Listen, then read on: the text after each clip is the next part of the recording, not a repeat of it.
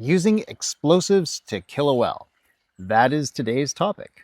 And I'm not talking about the time the Soviets detonated a nuke to kill a well that was blowing out. The camera feels the impact of the detonation, and the gas flame begins to subside.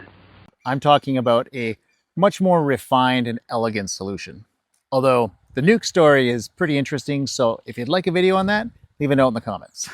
Today, we're going to take a look at a relatively new technology in the well control space, the K BOS or Kinetic Blowout Stopper. This is Practical Energy Insights. Let's get into it. Let's start with some terminology, otherwise this video is not going to make much sense. When we drill into the earth, we drill into high pressure zones that contain pressurized water, oil, and gas. And it has risks, but most well programs are designed to control that pressure using the mud we use to drill, or with specialized equipment called managed pressure drilling.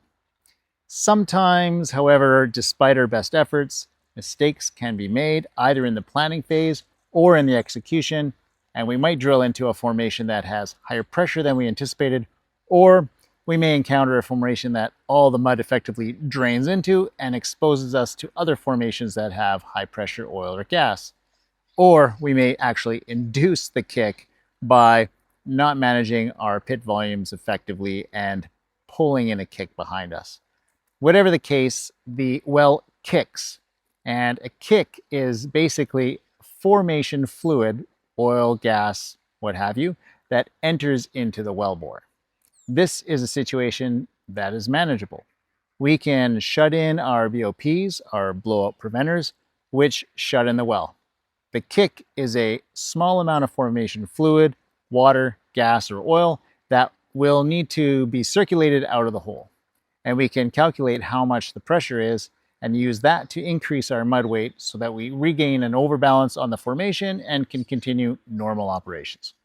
There are cases, however, where our well control planning does not go as planned, and if that happens, we may have a blowout situation. This is getting close to a worst case scenario in well control.